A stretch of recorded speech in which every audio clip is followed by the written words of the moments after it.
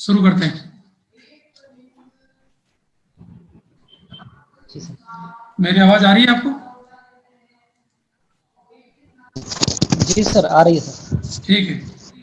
अ, महेश जी बताइए कि अभी जो हाल ही में चिकित्सा योजना शुरू हुई है, उसका क्या नाम है, उसके प्रावधान क्या है? सॉरी सर, जो एक आवाज आपकी कट रही है। चिकित्सा बीमा योजना शुरू हुई है, जी सर जी। उसके बारे में बताइए। सर, ये मुख्यमंत्री चिरंजीवी योजना है। इसमें प्रतिवर्ष 5 लाख रुपए तक का स्वास्थ्य बीमा प्रोवाइड कराया जाएगा। इसके लाभार्थी सर, जो एनएफएसए के लाभार्थी हैं वो रहेंगे। उसके अलावा लघु और सीमांत किसान हैं वो रहेंगे। उसके अलावा जो संविदा कर्मी है वो भी रहेंगे। इसके अलावा भी जो दूसरे लाभार्थी है उनको सिर्फ 850 रुपए की प्रतिवर्ष के प्रीमियम के आधार पर स्वास्थ्य बीमा हो जाएगा। एक तो यूनिवर्सल हेल्थ स्कीम है सर। ओके, तो ये एनएफएस से क्या है?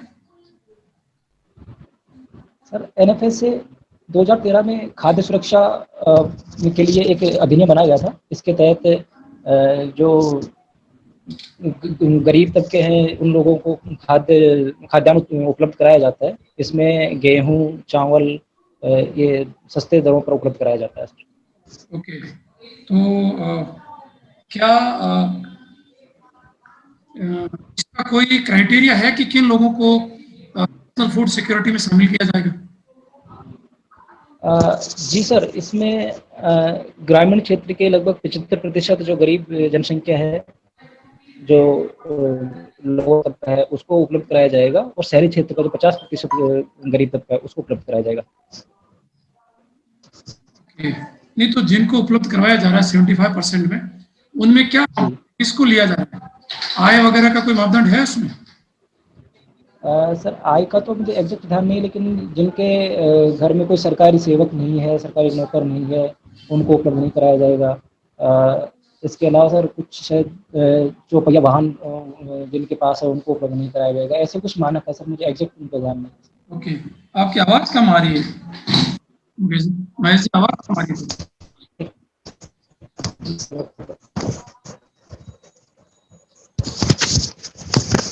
अब आ रही है सर? हाँ, अब ठीक है। सर अब जी, हाँ अब ठीक आ है। रही है सर आवाज? नहीं ठीक है, अब ठीक है। ठीक, ओके। अच्छा, ये अभी केंद्रीय बजट पेश हुआ है भारत का, जी सर। बजट के बारे में बताइए। सर, यह बजट, इसकी मुख्य विशेषता तो यह है कि पहला पेपरलेस बजट है सर। ठीक है। हाँ। और ये कोविड महामारी के बाद में जो अर्थव्यवस्था को ट्रैक पर लाने के लिए इसमें महत्वपूर्ण उपाय किए गए। इस बजट की राशि लगभग सर 35 लाख करोड़ रुपए टोटल इसकी राशि है। राइट। और इसमें सर फिजिकल डेफिसिट लगभग 6.5% के लगभग बताया जा रहा है, जो कि जो हाँ, एस्टिमेटेड था उससे ज्यादा है। फिस्कल डेफिसिट क्या होता है? सर, फिजिकल डेफिसिट एक तरह से सरकार की जो टोटल इनकम है और टोटल एक्सपेंडिचर है उसमें यदि उसका एक तरह से अंतर होता है। इनकम में यदि हम सरकार की बोरोविंग्स और लाइबिलिटीज को शामिल नहीं करें तो वो बोरोविंग और लाइबिलिटीज जो सरकार की होती है वही फिजिकल डेफिसिट होता है। कितने प्रकार के डेफिसिट होते हैं? सर, मेनली दो तरह के डेफिसिट सरकार कैलकुलेट करती है। एक रेवेन्यू डेफिसिट होता है, एक फिजिकल डेफिसिट होता है सर। इसके अलावा ओके। इफेक्टिव डेफिसिट और प्राइमरी डेफिसिट और भी रहते हैं, लेकिन मेनली ये दो ही कैलकुलेट करती है। ओके, ठीक है। ये पेपरलेस बजट है इस बार वाला, तो फिर जी। इसको कैसे फिर संसद में? Sorry sir. भाई, इसको लोगों को जब दिया गया तो किस माध्यम जी जी से उन्होंने उसको पढ़ा है? जी। कोई ऐप वगैरह है इसके लिए? आप बता पाएंगे कौन सा ऐप है? सर, ऐप तो मुझे ध्यान नहीं सर, लेकिन मुझे पता है कि हाँ, टैबलेट्स के माध्यम से ही पढ़ा था। इसका प्रिंट नहीं किया गया था। नहीं, प्रिंट तो ठीक है, इसके लिए एक ऐप है। हाँ उस ऐप के थ्रू सबको दिया जाएगा और फिर इसका पूरा विश्लेषण। ठीक है। जी अच्छा, ये बताएं कि अभी विश्व का सर्वाधिक दर्शक क्षमता वाला स्टेडियम भारत में उद्घाटन हुआ है, जी सर। बता सकते हैं कौन सा है वो? जी सर, ये नरेंद्र मोदी स्टेडियम है, जो अहमदाबाद में इसका अभी उद्घाटन हुआ था। जो भारत और इंग्लैंड के बीच मैच हुआ था, उसमें इस मैच का उद्घाटन हुआ था। पूरा नाम इसका? सर पूरा नाम नरेंद्र मोदी स्टेडियम ही था सर। नहीं, पूरा नहीं, पूर्व नाम, इससे पहले का। पूरा नाम सर मोटेरा स्टेडियम था सर। राइट। और क्षमता इसकी? सॉरी सर, आवाज इसकी नहीं आई। कैपेसिटी, क्षमता? सर 1 लाख से ऊपर है, शायद 1,32,000 के लगभग कुछ है सर। 132 है, 32। जी ठीक है। एक महिला है जो अभी चर्चित है, उनका नाम है अंजलि भारद्वाज। जी सर। बता सकते हैं अंजलि भारद्वाज के बारे में? सॉरी सर, इसके बारे में ठीक है। अच्छा, बजट के कोई एक दो क्वेश्चन बाकी रह गए। ये बताएं कि अच्छा, आप किस क्षेत्र से हैं अभी? सर एजुकेशन बैकग्राउंड या अभी जो मेरा प्रोफेशनल आप बैकग्राउंड? टीचर हैं? नहीं सर, मैं अभी एडिशनल ट्रेजरी ऑफिसर हूँ सर, पेंशन ट्रेजरी में अलवर में। ओके। जी। पहले आप शिक्षक रहे हो? सॉरी सर, आवाज नहीं आ रही सर अभी। कह रहा हूँ आप ट्रेजरी ऑफिसर पद पे हो अभी वर्तमान में? जी sir, additional treasury officer pension के पद पे हो सर। पेंशन वाला है।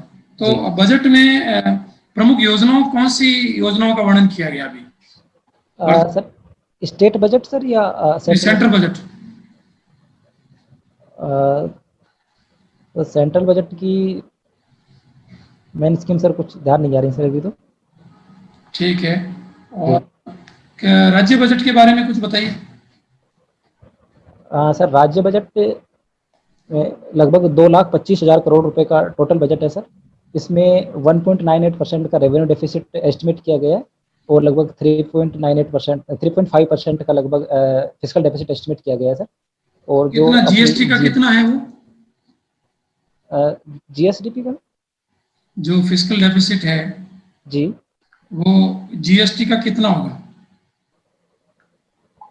जीएसटी का तो पता नहीं सर, जीएसडीपी का 3.9। S S G state GST का? सर उसका तो आइडिया नहीं। ठीक है। स्टेट जीएसटी होता क्या है? State GST sir? हाँ। सर स्टेट जीएसटी जीएसटी का ही एक हिस्सा है जो स्टेट गवर्नमेंट को मिलता है। जैसे जो टोटल जीएसटी होती है, उसमें से सेंट्रल गवर्नमेंट का एक पार्ट होता है, एक स्टेट गवर्नमेंट का पार्ट होता है। तो यह जो कंज्यूमिंग स्टेट होता है सर, उसको मिलता है। कि जहाँ भी जो वस्तु जाके कंज्यूम हो रही है, उस स्टेट को इसका भाग मिलता है। तब तो जो मैन्युफैक्चरिंग स्टेट है वो नुकसान में रहेगा। हाँ सर, शुरुआत में ऐसा ही है, लेकिन इसके लिए जो सेंट्रल गवर्नमेंट ने 5 साल के लिए क्षतिपूर्ति करने का भी प्रावधान रखा है। ओके। तो जीएसटी को लेकर केंद्र और राज्य के मध्य अभी क्या विवादों की क्या स्थिति है? सर जीएसटी के लेकर विवाद ये था कि जैसे कोरोना महामारी के दौरान सेंट्रल गवर्नमेंट और स्टेट गवर्नमेंट दोनों के ही रेवेन्यू घट गए थे। तो उसके बाद में स्टेट गवर्नमेंट्स ने अपने जो पार्ट है जीएसटी का उसको बढ़ाने की मांग की थी। लेकिन उसके बाद में सेंट्रल गवर्नमेंट ने ऑप्शंस दिए थे हर एक स्टेट गवर्नमेंट्स को कि आप ऑप्शन चूज कर लीजिए, जिसमें 2 तरह के ऑप्शन थे। इसमें एक था कि आप कुछ उधार ले लीजिए, उसमें से सेंट्रल गवर्नमेंट उसके ब्याज चुका देगी। ऐसे करके 2 ऑप्शन थे सर। वो ऑप्शन फर्स्ट राजस्थान गवर्नमेंट ने ऑप्ट किया था, लेकिन सर जो सेकंड ऑप्शन है उसको मेरा भी ध्यान नहीं आ रहा था। ओके। कितने प्रकार के होते हैं बजट?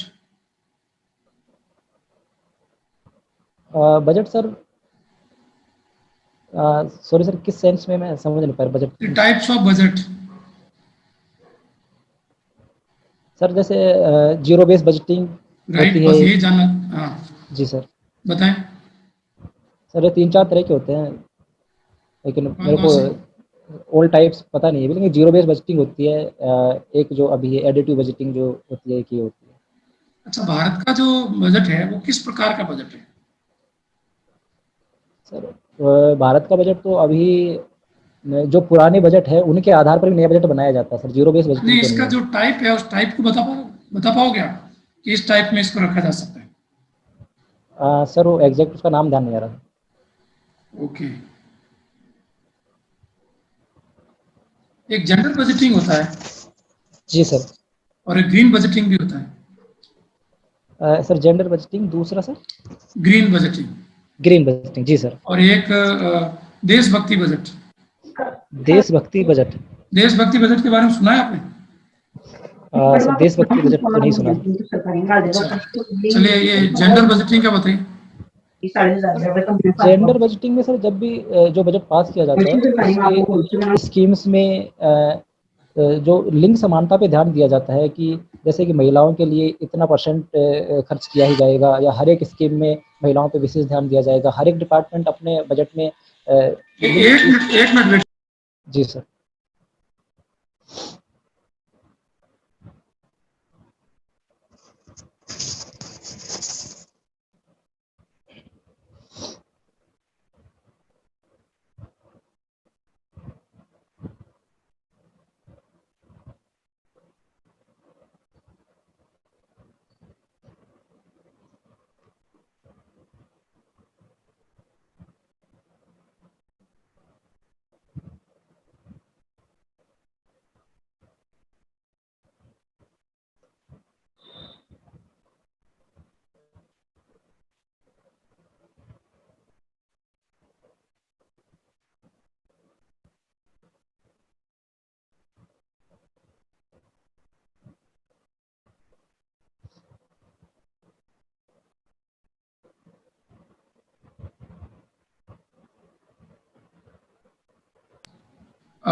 जी महेश जी, एक योजना है प्लग एंड प्ले योजना, प्लग एंड प्ले,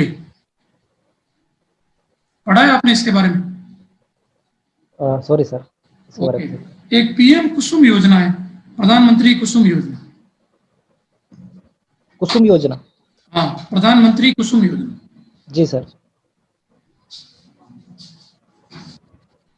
सर यह सोलर पंप स्थापित करने की योजना है। राइट आंसर है, पर और बताइए इसके बारे में एक दो पॉइंट। सर इसमें ऐसा है कि यदि किसान अपने क्षेत्र अपने खेतों में यदि सोलर लाइट उत्पन्न करते हैं सर, तो उसकी बिक्री भी कर सकते हैं ग्रिड के माध्यम से, तो ये एक रेवेन्यू का सोर्स हो सकता है। Right, green energy. अच्छा, एक मरुसेना है, बता पाएंगे मरुसेना क्या है?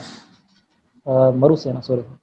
ठीक, अच्छा, एक प्लेयर है, उनके ऊपर बायोपिक बन रहा है, राजस्थान की महिला तैराक है, उन पर बायोपिक मतलब उनकी जीवनी पर फिल्म बन रही है। सॉरी सर, उनका तो नहीं पता। ओके जी। अच्छा, अभी कितने राज्यों में मतदान हो रहा है? सर अभी 5 में है मतदान, जिसमें एक 5 राज्य कौन कौन से? पुडुचेरी है। सर असम, पश्चिम बंगाल, केरल, तमिलनाडु और एक यूटी जो पुडुचेरी है वहाँ पे। ओके, कौन करवाता है ये चुनाव? तो इलेक्शन कमीशन ऑफ इंडिया ही करवाता है।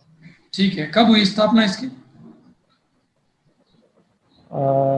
सर संविधान के लागू होने के साथ ही इसकी स्थापना हो गई थी, एग्जैक्ट ईयर और डेट तो मुझे ध्यान नहीं। ओके, अभी इसका संगठन बता पाएंगे आप, किस प्रकार की संरचना है इसकी चुनाव आयोग की? हाँ सर, इसमें एक चीफ इलेक्शन कमिश्नर होता है और 2 इलेक्शन कमिश्नर होते हैं सर इसमें। कौन है वर्तमान में? सर नाम तो मुझे ध्यान नहीं। ओके, आप इनका ध्यान रखें, मैं बताऊंगा, अभी हम और बात करेंगे। जी। संवैधानिक प्रावधान बता पाएंगे कि संविधान में किस भाग में कौन सा अनुच्छेद है चुनाव आयोग के बारे में? सर आर्टिकल 325 के लगभग इनका है प्रोविजन। अच्छा, निर्वाचन से संबंधित कोई कानून अभी जो बने हुए हैं, एक्ट बने हुए हैं? Sir representative of peoples act 1951 बना हुआ है। अच्छा, और इसके अलावा? सर मुख्य तो यही अधिनियम है। ओके, मेरा अंतिम प्रश्न है कि अभी हरियाणा में 75% आरक्षण किया गया है सरकारी नौकरी, प्राइवेट नौकरियों में। जी। आपको लगता है कि मौलिक अधिकारों का उल्लंघन है? सर कुछ हद तक इसको अधिकारों का उल्लंघन माना जा सकता है सर, क्योंकि जैसे कौन कौन से अधिकारों का उल्लंघन है? सर आर्टिकल 14 जो समानता का अधिकार है सर, उसका एक तरह से उल्लंघन है। आर्टिकल 19 है जिसमें आजीविका की स्वतंत्रता का अधिकार है सर, राइट, उसका उल्लंघन माना जा सकता है। और आर्टिकल 21 जिसमें गरिमा में जीवन का अधिकार, क्योंकि कोई भी व्यक्ति यदि अच्छी आजीविका कमा के और गरिमा में जीवन दे सकता है तो उसका भी उल्लंघन इसको माना जा सकता है। ओके, ठीक है, मैं अपना विश्लेषण आपको कर लेता हूँ, बता देता हूँ, फिर गौतम सर आपसे बात करेंगे। देखें, आपके व्यक्तित्व दो पार्ट में विश्लेषण करेंगे, एक तो आपका पर्सनालिटी पार्ट, व्यक्तित्व पार्ट, और एक आपका नॉलेज पार्ट। जी सर। तो व्यक्तित्व पार्ट में वेरी गुड और बहुत ही शांत और धैर्य से उत्तर देते हैं, शब्द चयन अच्छा है और फेशियल एक्सप्रेशन अच्छे हैं। कहीं कहीं आप ट्राई करें कि एक हल्की सी मुस्कुराहट बनी रहे, कहीं कहीं, हमेशा नहीं, तो उसको आप ऐड करें। बाकी ओवरऑल पर्सनालिटी पार्ट शानदार, बिल्कुल एक प्रशासनिक अधिकारी जैसा है। नॉलेज पार्ट में आपने मैक्सिमम क्वेश्चनों के उत्तर दिए हैं, बस कुछ जो समसामयिक मुद्दे हैं उनका उत्तर आपको पता होना चाहिए, सारे उत्तर किसी को नहीं आते। बस एक धैर्य और आत्मविश्वास बना रहना चाहिए। आपके उत्तर देते समय भले ही उत्तर नहीं आ रहा हो, पर आप उस समय घबराहट, फियर आपके फेस पे नहीं आना चाहिए। यही चीज वो चेक करते हैं। तो ये आप ध्यान रखें। कुछ क्वेश्चन मैं आपको बता देता हूँ। ये प्लग एंड प्ले है, ये 2020 में राजस्थान, ये आपको वीडियो मिल जाएगा, आप सुन लीजिए। ये वीडियो हम सेंड करेंगे आपको, अभी आप इसको देखें। जैसे प्लग एंड प्ले योजना मैंने आपसे पूछी थी, तो ये रिको इसको चला रहा है। इसमें जो उद्यमी हैं उनको ऑफिस दिया जाएगा नाम मात्र की रेंट पर। आओ और शुरू करो, इसका अर्थ है ये, अब आइए बिजनेस शुरू करिए, लघु उद्यमों के लिए। पीएम कुसुम योजना का उत्तर आपका अच्छा है, सौर ऊर्जा से संबंधित है। मरुसेना ये कीटनाशक है जो जोधपुर स्थित काजरी ने विकसित किया है, कीटनाशक पेस्टिसाइड से। और बायोपिक है वो तैराक भक्ति शर्मा है, उन पे बन रहा है बायोपिक। इसके अलावा मैंने आपसे पूछा था कि अंजलि भारद्वाज है, इसको ये एक एनजीओ चलाती है, सतर्क नाम से है, और ये सरकार में जनता की भागीदारी पर लोगों को जागरूकता करती है, जागरूकता को बढ़ावा देती हैं। और इन्हें international anti corruption champions award दिया गया है, जो कि जो बिडेन गवर्नमेंट द्वारा दिया गया, यूएसए की। और मोदी स्टेडियम आपने सही बताया, इसमें 1.32 लाख दर्शक बैठ सकते हैं, 1,32,000 दर्शक बैठ सकते हैं। और राष्ट्रपति कोविंद द्वारा इसका 24 फरवरी को उद्घाटन किया गया था। और एक बजट का पूरा डिटेल पढ़ के जाइए, कौन कौन सी योजनाएं हैं और बजट कब रखा गया। पेपरलेस बजट है, एक ऐप है, अभी मैं आपको, सेवा ऐप है वो, मुझे याद, मोबाइल सेवा ऐप का नाम है, मोबाइल सेवा ऐप, उस पर सारे लोगों को बजट दिया गया है। तो बजट से संबंधित सारे घाटे, बजट के प्रकार, बजट जो भारत का जो बजट है वो योजना आधारित बजट होता है, ना कि डिपार्टमेंट आधारित बजट, विभाग आधारित बजट नहीं होता है हमारा। हमें योजनाओं में आवंटित करते हैं पैसा, तो ये प्रोग्राम बेस्ड बजट होता है हमारा। प्लस इसमें कुछ कुछ जेंडर बजटिंग भी होती है, कुछ आउटकम बजट भी होता है, कुछ परफॉर्मेंस बजटिंग भी होती है। तो वो आप सारा आपको तैयार करना है कि इन सबको कैसे करना है, ये क्या होते हैं, ये सब आप ध्यान रखें। प्लस जो इससे संबंधित जो संवैधानिक प्रावधान है वो भी आपको सारे पता होना चाहिए। बाकी ओवरऑल बढ़िया है आपका, आपने उत्तर दिए। जैसे ये जो विधानसभा चुनाव से संबंधित आंसर राइट है, बस इसके संवैधानिक प्रावधान आप ध्यान रखें। और इसका भाग 15 है, भाग 15 में अनुच्छेद 324 से 329 क में इसका वर्णन है, 329 ए 329 क तक वर्णन किया गया है। स्थापना 25 जनवरी 1950 को हुई है। वर्तमान में सुनील अरोड़ा CEC है, मुख्य निर्वाचन आयुक्त है भारत के, और उनके साथ दो अन्य जो निर्वाचन आयुक्त हैं, वो एक श्री राजीव कुमार हैं और एक श्री सुशील चंद्रा हैं। और ये जो व्यवस्था लागू हुई है 1990 से, 1989 के बाद से त्रिसदस्यीय इसको कर दिया गया है। और एक आपने बताया लोक प्रतिनिधित्व अधिनियम 1951 राइट है ये। इसके अलावा एक आप याद रखें, परिसीमन अधिनियम है 1962 और 1972, डिलिमिटेशन एक्ट, इसका भी नाम जरूर लें। बाकी ओवरऑल आपका अच्छा था। हरियाणा वाले में आप आंसर देंगे 14, 15, 16 और 19। 16 का भी उल्लंघन है, 15 का भी है, भेदभाव किया गया है, और 19 तो स्वतंत्रता का उल्लंघन है ही है, आजीविका वाला। तो हरियाणा वाला आपका राइट था। तो ओवरऑल अगर मैं आपका कंक्लूड करूं तो वेरी गुड, और बहुत धैर्य से अच्छे आंसर्स दिए हैं।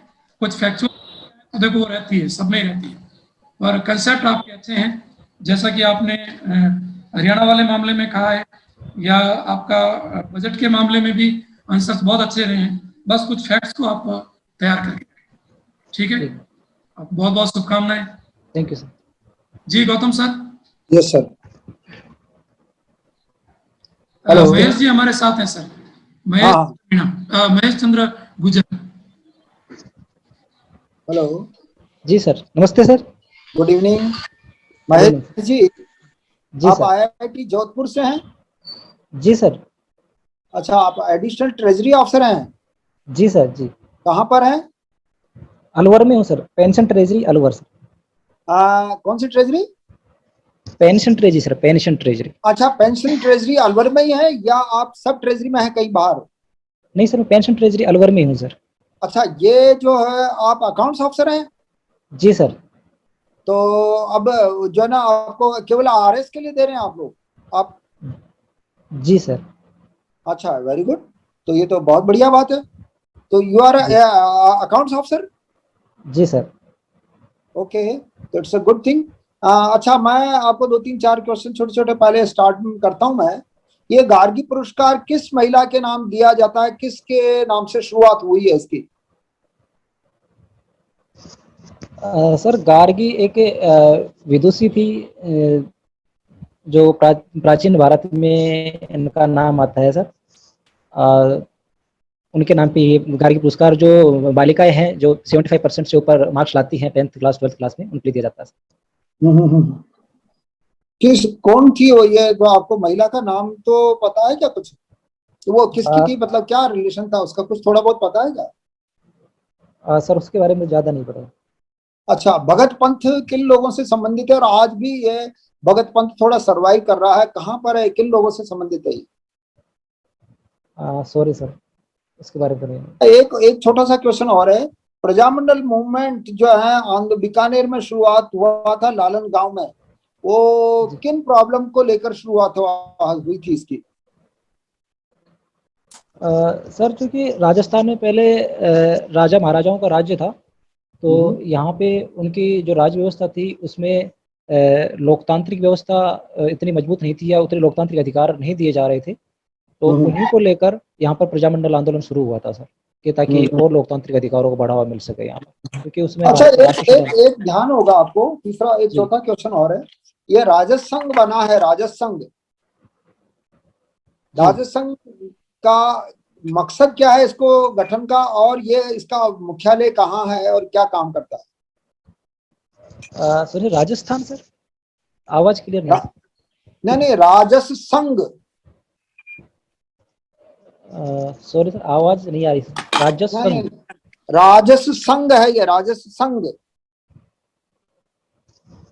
सॉरी सर, उसके बारे में पता नहीं। ये राजस संघ है, राजस।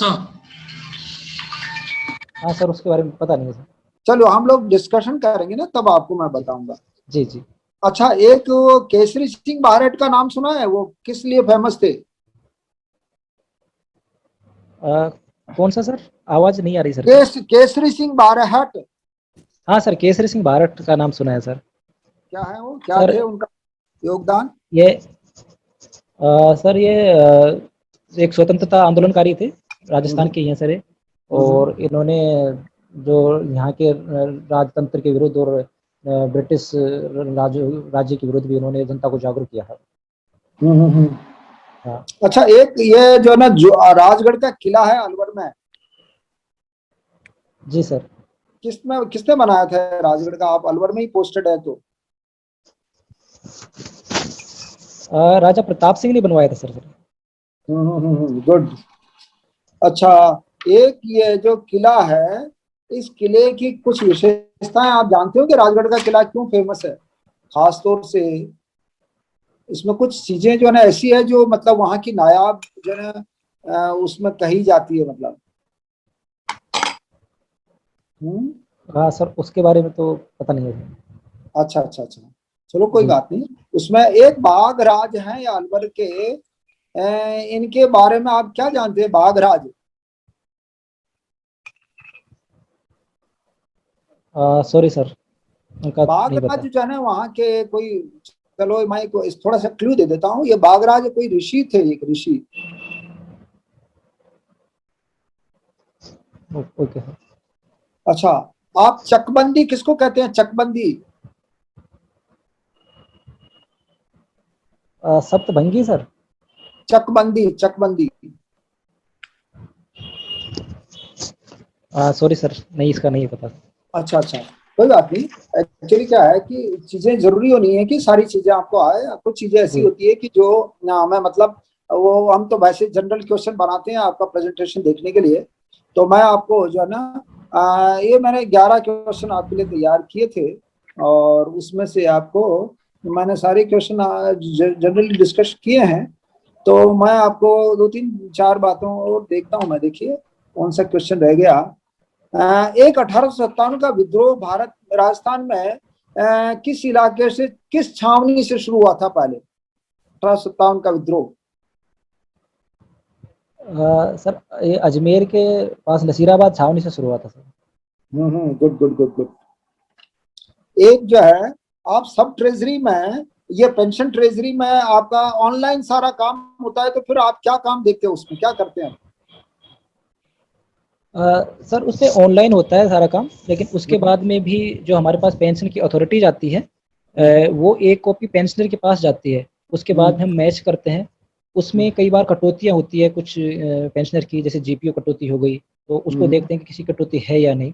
उसके बाद हम उसको उनके बिल्स बनाते हैं, और बिल्स बनाने के बाद उनका टाइम बाउंड पेमेंट करते हैं। उसके बाद में यदि अच्छा, ये बिल बनाकर आपका फिर उसको बिल बना के मतलब पास करने के बाद में फिर आप चेक जो है ना उसका अमाउंट जो है ना वो उसको बैंक को ट्रांसफर करते होंगे पेंशनर्स का, क्या कर? सर, फर्स्ट फर्स्ट पेमेंट तो हम ही करते हैं उनका। उसके आगे का पेमेंट, फर्स्ट पेमेंट के बाद में जो भी पेमेंट है उसके लिए हम फाइल बैंक को ट्रांसफर कर देते हैं। तो उसके बाद के सारे पेमेंट फिर बैंक करता है। फिर उसके बाद यदि कुछ मॉडिफिकेशन होता है फिर हम बैंक से फाइल मंगवा लेते हैं, जैसे कोई फैमिली पेंशनर हो गया उसके लिए, और फिर हम पेमेंट करते हैं, फिर वापस बैंक को भेज देते हैं। अच्छा, अब जो ये सारा ऑनलाइन हो गया तो ट्रेजरी ऑफिसर्स का काम बहुत कुछ कम नहीं हुआ क्या अभी? आप क्या मानते हैं उसको? Sorry sir. ये जो ना ऑनलाइन सारा काम हो गया है कि जी ऑनलाइन ही जी बिल बनता है, ऑनलाइन ही सारा सब काम होता है। जी सर। देन उसके बाद भी अभी हार्ड कॉपी का काम आप लोगों के पास आती है कि हार्ड कॉपी अभी भी? सर, हार्ड कॉपी सिर्फ एक उस पेंशनर के पास जाती है, हमारे पास तो ऑनलाइन ही आती है। लेकिन उसके बाद में जो हम उसके डॉक्यूमेंट्स लेते हैं, जो चेक। अच्छा, चलिए। तो हम लोग जो ना आपसे आपसे जो डिस्कशन किया है उसमें से कुछ जो क्वेश्चंस हैं उसके बारे में आपका रिव्यू करते हैं, है ना सर? जी सर। एक मैंने क्वेश्चन आपसे किया था कि भगत पंथ किस लोगों से संबंधित, किन लोगों से संबंधित है? और यह जी आज भी प्रचलित है, ये भीलों से संबंधित है। और जब भील आंदोलन राजस्थान में चल रहा था उस समय इसकी स्थापना हुई थी, और भील आज भी इस भगत पंथ के कुछ लोग आज भी मौजूद हैं और वो इसको फॉलो करते हैं। दूसरा मैंने क्वेश्चन पूछा था गार्गी पुरस्कार, आपने नाम सुना हो तो याज्ञवल्क्य ऋषि की पत्नी थी, एक तो जो है ये गार्गी थी, और दूसरी थी जो है ना वो, आपका नाम बताइए, दूसरी क्या नाम थी? कात्यायनी। ओके। कात्यायनी, कात्यायनी और गार्गी। तो गार्गी का पुरस्कार इसलिए दिया जाता है इसके नाम से कि इन्होंने, याज्ञवल्क्य ऋषि ने ये रखा था कि मैं अपनी संपत्ति का बंटवारा आप दोनों के बीच में कर देता हूं, ठीक है ना? तब जो है ना इसने, गार्गी ने कहा कि मुझे संपत्ति आपकी बिल्कुल नहीं चाहिए, बल्कि आपका जो ब्रह्म ज्ञान है वो मुझे बताइए, और संपत्ति आप जो है ना उसको दे दीजिए, है ना, कात्यायनी को। तो इन्होंने इन्होंने कहा कि ठीक है। तो इन्होंने फिर गार्गी जो है ना जो उन्होंने जो है ना याज्ञवल्क्य ऋषि ने ब्रह्म ज्ञान की विद्या दी थी, इसीलिए, और वो विद्या के कारण ही, विद्या में उन्होंने जो उनकी रुचि थी, मतलब एजुकेशन में या शिक्षा में या ज्ञान में, उसको रुचि के नाम पर ही ये गार्गी पुरस्कार जो है लड़कियों को दिया जाता है कि जिनका परसेंटेज जो है ना ऊंचा होता है ना। एक वो प्रजामंडल मूवमेंट के बारे में आपसे क्वेश्चन किया था कि बीकानेर में लालन गांव में किस बात को लेकर ये जो है ना ये प्रजामंडल मूवमेंट शुरुआत हुआ था। तो उसमें दो चीजें थी उसमें, पहले तो लाग और बाग। लाग और बाग, लाग मतलब लागते, जो ना महाराजा वहां की लाग जो ने ले रहे थे, लागते ले रहे थे, और बाग ले रहे थे बेगार या वॉटएवर में भी। इन दो मुद्दों को लेकर यह शुरुआत हुई थी, और ये प्रजामंडल फिर मूवमेंट जो है ना बहुत काफी जो है ना आगे तक बढ़ा, और उसकी वो आजादी तक जो है इसका प्रभाव रहा। एक जो है ना आप अकाउंट्स ऑफिसर हैं, और उसके नाते ये आपको ध्यान रखना पड़ेगा अब कि ये राजस्व संघ जो है ना उदयपुर में जो है ना इसका मुख्यालय है। कहाँ पर है? उदयपुर। उदयपुर में। और ये आदिवासियों के कल्याणार्थ इसका जो है गठन किया गया था आजादी के बाद में। और ये राजस्व संघ आदिवासियों की जितनी भी वन उपज होती है ना, वन उपज, वनौषधि, जैसे 1 मिनट के लिए शहद है, महुआ है, और वाटेवर में भी जो भी जंगलों में पैदा होता है, उसको जो है ये राजस्व संघ के प्रतिनिधि खरीदते हैं और उनको पेमेंट करते हैं, ताकि उसका बढ़िया लोग शोषण ना करें। उसके लिए ये राजस्व संघ की स्थापना की गई थी। इसकी ब्रांचेस जो है ना उदयपुर, प्रतापगढ़ में भी है, उदयपुर में भी है, और वहाँ उदयपुर में तो है ही हेड ऑफिस है, बारां में भी है, इसी जगह इस तरह से है। ठीक है ना साहब? ठीक है। अच्छा, 1857 का विद्रोह का प्रभाव राजस्थान के सबसे पहले किस इलाका में? आपने नशीराबाद बताया था, बिल्कुल सही है, वो आपका जवाब बिल्कुल सही था। केसरी सिंह बारट के बारे में आपने सही बताया था, ये स्वतंत्रता सेनानी थे, लेकिन इन्होंने एक भारत सभा और अभिनव भारत समिति का भी गठन किया था। भारत सभा और अभिनव भारत समिति का भी गठन किया था, जिससे कि उनके माध्यम से ये स्वतंत्रता आंदोलन के में जो है इन्होंने योगदान कर पाए। ये राजगढ़ का किला आपने सही बताया था कि प्रताप सिंह जी ने बनवाया था 1766 में। और फिर जब उन्होंने बाला किला जो अलवर का है, बाला किला जो अलवर का है, उस पर जो है आधिपत्य करने के बाद इसको जो है ना राजगढ़ को सेकंड राजधानी के रूप में उसको विकसित किया था, बस दैट्स ऑल। लेकिन वहां पर अलवर में तो उनकी राजधानी बन गई थी, और ये दूसरा जो है, लेकिन इसमें राजगढ़ के किले में एक बहुत बड़ी विशेषता यह है कि मैंने भी इसको देखा था, मतलब राजगढ़ के किले को, उसमें कुछ पेंटिंग्स बनी हुई है। आपके वहां पर भी कहीं पेंटिंग बनी हुई है क्या? अलवर में सर? हाँ सर ऐसी तो कुछ फेमस तो नहीं है। अरे भाई है, राजगढ़ है। देखो ऐसा है, आप वहाँ एक तो जैन साहब की हवेली है, आपके जो है ना वो पुराना जो अभी आपकी ऑफिस कहाँ पर है, उसी में है क्या? जो जहाँ म्यूजियम है और क्या ये है जी जी अदालत, जी जी वहीं पे सर, महल है में। ना? तो उसके किनारे, उससे बाहर निकलते ही, या उसके बाहर निकलते ही एक जैन साहब की हवेली है। उसमें चित्र बने हुए हैं, हाथ के चित्र, हाथ से बने हुए, उनकी दीवारों पे बने हुए हैं, जैन साहब की हवेली ऐसा कुछ है। वो पहले यूआईटी में काम करते थे, I don't know he is alive और नॉट, लेकिन मैंने उनको उनके वो जो है ना उसको हवेली को देखा था। और इसी तरह राजगढ़ के किले में भी वहां पेंटिंग्स बनी हुई है। राजगढ़ के किले में कोई एक प्रिंसिपल सेक्रेटरी आई थी दिल्ली से, और मुझे राज्य सरकार ने निर्देशित किया था कि आप इनके साथ जाइए। तब मैं उनको राजगढ़ के किले में लेके गया था, और उन्होंने पेंटिंग्स पे वो बुक लिख रही थी, वो जॉइंट सेक्रेटरी थी, वो लेडी कोई जॉइंट सेक्रेटरी, मुझे नाम नहीं आ रहा, वो पंजाबी लेडी थी, और वो जो है इस पर बुक लिख रही थी, paintings on wall paintings of Rajasthan, ऐसी कुछ था। तो वो राजगढ़ के किले में मैं भी गया था, तब हमने देखी थी वहां पर। उनके पास साथ बहुत सारे फोटोग्राफर और ये सब आए थे, वीडियो बनाने वाले। तो उस समय मैंने राजगढ़ का किला देखा था, और वहां बहुत सारी खूबसूरत पेंटिंग बनी हुई है। ठीक है, एक आप देखना, आप जाके दोनों जगह देखना आप। एक बागराज है, बागराज के बारे में आपको मैंने बताया था कि भूरा सिद्ध जी जो है ना के शिष्य थे ये, भूरा सिद्ध, वहां पर एक जगह का नाम भी है भूरा सिद्ध। और ये भूरा सिद्ध जी के शिष्य थे, और कहते हैं कि ये रात के टाइम शेर बन जाते थे। उनको इतनी सिद्धि थी कि वो रात के टाइम ये शेर में, या ये कहावत है, अब वो क्या करते थे we don't know nothing about that, लेकिन वो कहते हैं कि रात के टाइम शेर बन जाते थे, और लोगों की वहां आसपास के इलाके की जहां जहां उनकी सुरक्षा के लिए वो घूमते थे नगर में या उसमें। देन उसके बाद में वो जो है ना, ये कौन सी जगह है, प्रताप बांध की पाल पर वो पहुंचे, और उस समय वो पत्थर बन गए, तब से ही फिर वो वहीं पर उनकी जो है ना वो बनी हुई है, मूर्ति लगी हुई है वहां बाघ की। तो वो भूरा सिंह जी के शिष्य थे, इनका बाघराज नाम है। और वो कहते हैं कि जब पत्थर बने तब भी वो लोग जो है ना वो भी रात को भी चिल्लाते थे, वो जोर जोर से आवाज करते थे ताकि लोगों की सुरक्षा हो। ये बहुत इंपॉर्टेंट वहाँ की कथा है, वहाँ ये मैंने भी सुनी थी जो। अच्छा, अब चकबंदी के लिए मैंने एक क्वेश्चन पूछा था। चकबंदी जो है ना, ये राजस्व रेवेन्यू रिकॉर्ड में क्या होता है, जैसे चार लोग हैं, उनका एक 4 लोगों की जमीन, ए की जमीन और बी की जमीन, सी की जमीन और डी की जमीन, इन चारों की एक का टुकड़ा जो है ना एक ब्लॉक में है, तो दूसरे का भी उस ब्लॉक में है, तीसरा का उसमें है, जो तो इन चारों उनको इस तरह से कोशिश की जाती है कि एक ब्लॉक में एक जगह दे दी जाए, दूसरे को दूसरे ब्लॉक में दे दी जाए, उनको इस तरह से मिलाकर चकबंदी बड़ा जो है उनको जो है खेत बना दिया जाए ताकि वो आराम से उसकी खेती कर सके, उसको चकबंदी बोलते हैं। ठीक है ना। ये आजादी के बाद ये चकबंदी का काम शुरू हुआ था। तो इस तरह से ये जो है ना आज भी कहीं कहीं इलाकों, अब तो खैर बंद हो गया है, लेकिन चकबंदी का काम। तो कुल मिलाकर आई wish for the best and आपका प्रेजेंटेशन कॉन्फिडेंस लेवल बढ़िया है। आपको थोड़ा सा और पढ़ना चाहिए, पढ़ने में कोई हर्ज नहीं है।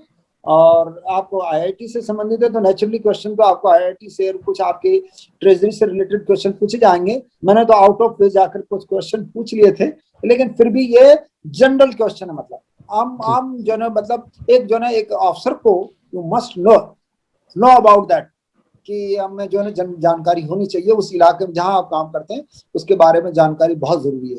तो आप कहीं भी दूसरी जगह भी जाएंगे, कहीं भी जाएं तो आप उसके पहले पता करके जाएं ताकि आप सफल प्रशासक के रूप में जो है ना आप काम कर सके। I wish for the best, wish you best of luck. Thank you so much. जी सर। जी राजेश सर। जी मनीष जी, सुन पा रहे हैं आप? Good evening sir. Good evening. Alwar से हैं आप? जी सर। अलवर के कुछ उपनाम बताइए आप। सर एक तो इसका नाम सालोपुर रहा, अलोर रहा सर, और अलूर रहा सर। उलूर भी कहते हैं कुछ लोग, अलूर भी कहते हैं सर। अच्छा, मैं उपनाम पूछ रहा हूँ और उपनाम में कई हैं, जैसे राजस्थान का सिंह द्वार कहा जाता है, इसको स्कॉटलैंड भी कहा जाता है। राजस्थान का स्कॉटलैंड कहा जाता है, पूरे राजस्थान का कश्मीर कहा जाता है। जी सर। जी जी जी हाँ, तो मैं पूछ रहा था ये स्कॉटलैंड क्यों कहा जाता है अलवर? सर क्योंकि स्कॉटलैंड है, वहाँ वाइन इंडस्ट्री है सर, शराब उद्योग है वहाँ पे काफ़ी। और राजस्थान में भी सर भिवाड़ी खुसखेड़ा ये एरिया है, यहाँ पे वाइन इंडस्ट्री काफ़ी फल फूल रही है, उस कारण राजस्थान को स्कॉटलैंड कहा जाता है। अच्छा, आप राजगढ़ क्षेत्र से हैं, खोदरीबा? जी जी जी। ये किस लिए फेमस है ये एरिया?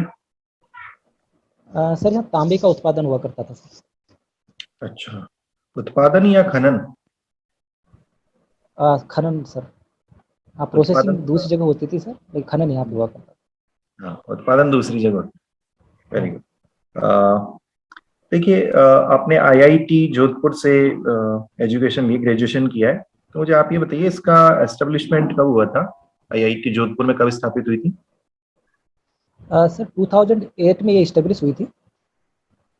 अच्छा, एक मैं देख रहा हूँ आपके बायोडेटा में 2014 के बाद आपने ओनली ये 2020 में आपकी पोस्टिंग हुई है। जी सर, 2019 में हो गई थी सर, ट्रेनिंग में थे हम, तो 2020 में फिर हमारी पोस्टिंग हो गई थी। अच्छा, 19 में हम ट्रेनिंग में आ गए थे। जी सर। तो आप मुझे ये बताइए 2014 के बाद आप क्या कर रहे थे इतने वर्षों तक? सर मैं सिविल सर्विसेज की प्रिपरेशन ही कर रहा था उसके बाद से। उसके बाद 2016 में वैकेंसी आई थी आरएएस की भी और आईएएस की भी, तो 2016 की वैकेंसी में मेरा हो गया था, लेकिन हमारी ज्वाइनिंग में थोड़ा टाइम लग गया था, लगभग 2-2.5 साल का, इसलिए हमें वेट करना पड़ गया। अच्छा, चलिए, आप बांदीकुई में आपने शिक्षा प्राप्त की है, दौसा जिले में। जी जी। तो बांदीकुई के बारे में कोई ऐसा विशेष तथ्य बताइए जो बहुत प्रसिद्ध है। सर बांदीकुई की चांद बावड़ी एक विश्व प्रसिद्ध स्थल है, जो कि जल संरक्षण का जो प्राचीन तरीके रहे हैं भारत के और राजस्थान के, उसके लिए प्रसिद्ध है। ये बांदीकुई में है या आभानेरी में है? सर बांदीकुई से थोड़ी दूर आभानेरी में है सर। अच्छा, तो बांदीकुई क्या तहसील है वहाँ पे? बांदीकुई उपखंड भी है सर, तहसील तो बांदीकुई की बसवा लगती है सर। अच्छा अच्छा, उपखंड में ही आता है आभानेरी।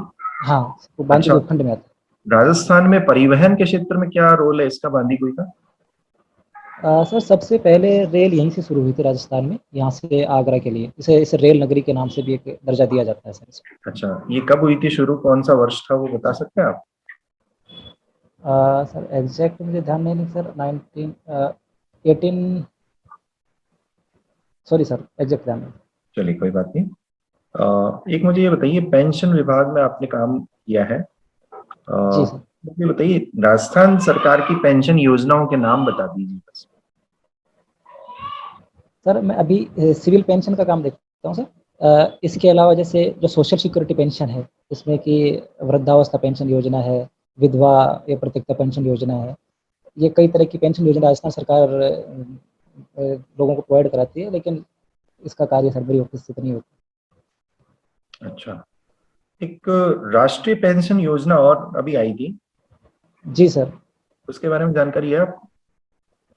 हाँ सर ये 1/1/2004 यानी 1 जनवरी 2004 के बाद में जो कर्मचारी सरकारी सेवा में आए हैं, उनके लिए ये पेंशन योजना शुरू की गई है sir. Sir old pension scheme जो अभी तक जिन लोगों को मिल रही है, उससे थोड़ा ये अलग है, क्योंकि इसमें जो प्री डिफाइंड बेनिफिट्स हैं वो नहीं दिए जाएंगे, बल्कि इसमें कुछ शेयर जैसे 10% शेयर एम्प्लॉय की सैलरी का लिया जाएगा, उतना ही गवर्नमेंट कंट्रीब्यूट करेगी, और वो मार्केट आधारित बेनिफिट्स उसको सरकारी कर्मचारी को मिलेंगे सर। अच्छा, अभी मैं वेतन को लेकर कुछ और अभी न्यूज आई थी 1-2 दिन में, भारत सरकार ने कुछ थोड़ा सा फैसला लिया है वेतन को लेकर। वेतन को लेकर तो सॉरी सर, इसके बारे में अवेयर नहीं हूँ। चलिए, आप ये न्यूज पढ़िए, 1-2 दिन की न्यूज में है। और आपका इंटरव्यू कब है? 6 को है सर। तो बिल्कुल पूछा जाएगा, अभी वर्तमान में 1-2 दिन के न्यूज़पेपर में ही है ये चीज, आज के पेपर में है शायद, आप देख लें। ठीक है, ओके सर, मैं भारत देखूँ। सरकार ने 1 अप्रैल से कुछ इसमें वेतन को लेकर कुछ नई पॉलिसी जारी की है, वो देखिए आप। एक अटल पेंशन योजना के बारे में और बता सकते हैं आप? अटल पेंशन योजना। हाँ सर, अटल पेंशन योजना एक तरह से जो वृद्धावस्था के बाद में जो लोग सरकारी कर्मचारी नहीं है उनके लिए एक तरह से पेंशन स्कीम है। इसमें सर 18 से 40 ईयर्स के बीच में कंट्रीब्यूट व्यक्ति कर सकता है। लगभग सर 1000 से शायद 5000 या 3000 तक का वो कंट्रीब्यूशन दे सकता है, और व्यक्ति को 60 ईयर्स की एज के बाद में फिर वो रेगुलर पेंशन मिलती रहेगी। तो सर ओल्ड एज में जो सोशल सिक्योरिटी के रूप में ये पेंशन शुरू की गई है सेंट्रल गवर्नमेंट के द्वारा। अच्छा, तो चलिए, सोशल सिक्योरिटी के लिए ठीक है, बाकी पेंशन को आप उचित मानते हैं? सर सोशल सिक्योरिटी पेंशन या सरकारी कर्मचारी की पेंशन सर? सरकारी कर्मचारियों के लिए। सर कुछ तरीके से ठीक है सर ये, क्योंकि सर जैसे न्यू पेंशन स्कीम ही है, यदि इसके तहत पेंशन मिलती है तो इसमें जैसे क्या है सर, अभी सरकारी कर्मचारी को अपने अमाउंट अपनी सैलरी का कम कम अमाउंट सेविंग के रूप में बचाना पड़ता है, वो लास्ट में उसको मिल जाता है, और वो ही सेविंग की अमाउंट है वो जैसे गवर्नमेंट को मिल रही है, तो गवर्नमेंट अलग अलग जगह उनको इन्वेस्ट कर पाती है। तो एक तरह से गवर्नमेंट के लिए भी फायदेमंद है, और सरकारी कर्मचारी क्योंकि अपने रिटायरमेंट के बाद में उसके पास आय के पर्याप्त स्रोत नहीं रह जाते हैं, उसके लिए भी वो एक तरह से सिक्योरिटी कार्य करती है। ठीक है, आप कह रहे हैं कि सरकारी कर्मचारियों के लिए और सरकार दोनों के लिए फायदेमंद। तो आपको नहीं लगता ये कि जो सामाजिक जो वर्ग है, निम्न वर्ग है या मध्यम वर्ग है या उच्च वर्ग है, उनके बीच में खाई का काम कर रहा है? क्योंकि निम्न वर्ग को या मध्यम वर्ग को कोई पेंशन नहीं मिलती। हाँ सर, उस तरह से पेंशन भले ही ना मिले, लेकिन अलग तरह की पेंशन निम्न और मध्यम वर्ग को भी सरकार प्रोवाइड कराती है सर। जो अभी जैसे ये पेंशन्स हैं, ये एक तरह से सरकारी कर्मचारी की जो उसको सैलरी मिलती है उसका एक हिस्से के रूप में ही है, जो उसको बाद में मिलता है। जो सरकारी सेवाएं दे रहे हो उनके प्रतिफल के रूप में ही ये पेंशन मिलती है, लेकिन वो उनके रिटायरमेंट के बाद मिल रही है। और जो दूसरे वर्ग है, निम्न या मध्यम वर्ग है सर, उनके लिए सरकार अलग अलग योजनाओं के माध्यम से दूसरी पेंशन शुरू कर रही है। यदि वो भी कंट्रीब्यूट करना चाहते हैं, जैसे अटल पेंशन योजना है या दूसरी और भी स्कीम्स है, उसके माध्यम से वो भी पेंशन प्राप्त कर सकते हैं। चलिए ठीक है, एक अंतिम प्रश्न मेरा, क्या सरकारी जो नौकरशाह है, कर्मचारी हैं, उनका वेतन कम करना चाहिए सरकार को? सर कम नहीं किया जाना चाहिए मेरे हिसाब से तो अभी तो। क्या कारण मानते हैं आप क्योंकि सर इसकी? बहुत ज्यादा जैसे वेतन मिलता है, सभी कहते हैं सरकारी नौकरी की तरफ आकर्षण ज्यादा है वेतन को लेकर। हाँ, आप अपना तर्क दीजिए। सर क्योंकि वेतन यदि प्राइवेट सेक्टर से कंपेयर करें तो कुछ मायनों में तो ज़्यादा हो सकता है और कुछ मायनों में कम भी है सर। और लेकिन यदि वेतन कम किया जाएगा सर, इसको भ्रष्टाचार को बढ़ावा मिल सकता है सर, क्योंकि वैसे ही है, आए दिन ऑफिसर और कर्मचारी पकड़े जाते हैं, भ्रष्टाचार तो वैसे ही। हाँ सर, भ्रष्टाचार तो है, लेकिन यदि वेतन कम किया जाए तो उससे और ज़्यादा बढ़ावा मिल सकता है सर। अभी जिस हिसाब से सैलरी है उस हिसाब से अपना कोई भी सरकारी कर्मचारी अपना पर्याप्त जीवन यापन कर सकता है।